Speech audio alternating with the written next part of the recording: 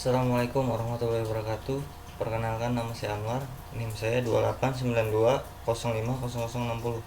Saya dari Prodi Manajemen, Fakultas Ekonomi dan Bisnis, semester 1, mata kuliah Aspek Hukum dalam Bisnis, dosen pengampu Bapak Dermawan SEMM.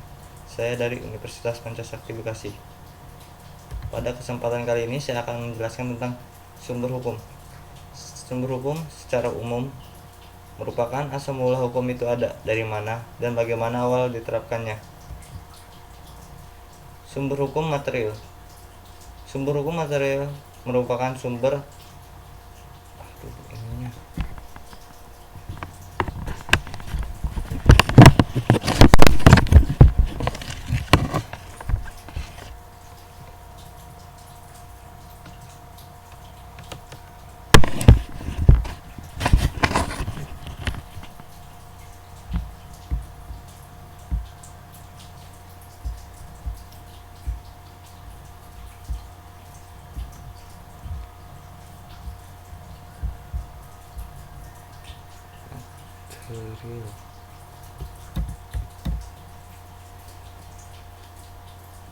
Assalamualaikum warahmatullahi wabarakatuh. Perkenalkan, nama saya Anwar. NIM saya 2892050060.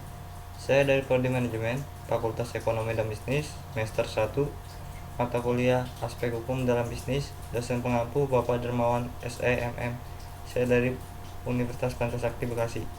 Pada kesempatan kali ini saya akan menjelaskan tentang sumber hukum. Sumber hukum merupakan asal mula hukum itu ada, dari mana dan bagaimana awal diterapkannya. Jenis-jenis sumber hukum. Sumber hukum material. Sumber hukum material merupakan sumber dari mana materi hukum diambil. Sumber hukum ini menjadi faktor yang membantu menentukan isi atau materi hukum. Contohnya, sumber hukum material seperti agama, kesusilaan, kehendak Tuhan, akal budi, hubungan sosial, dan sebagainya.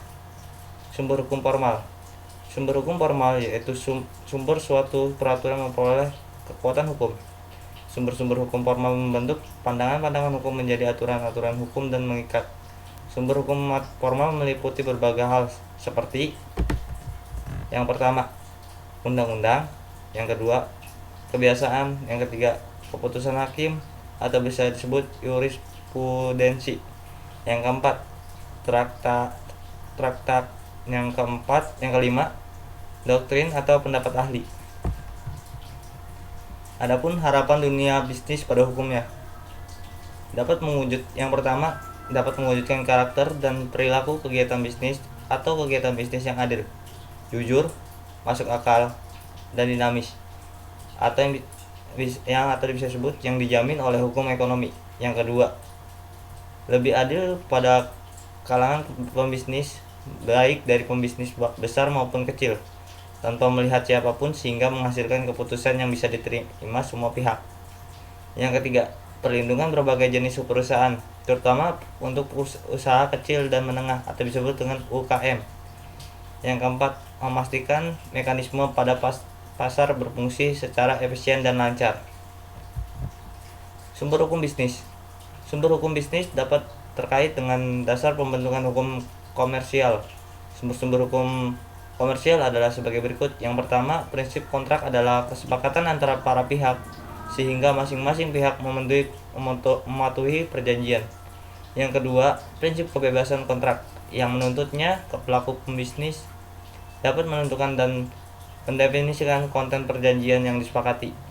Sementara itu, menurut hukum, sumber-sumber hukum komersial adalah sebagai berikut. Yang pertama, hukum perdata termasuk dalam KUH perdata. Yang kedua, hukum publik yang tercantum dalam KUHP adalah kejahatan kerah putih. Yang ketiga, hukum komersial tercantum dalam Kode Komersial KUHD dan peraturan lain di luar KUH perdata KUHP. Nah, segitu saja yang bisa saya sampaikan. Mohon maaf jika ada kata-kata atau penjelasan saya kurang jelas. Mohon maaf.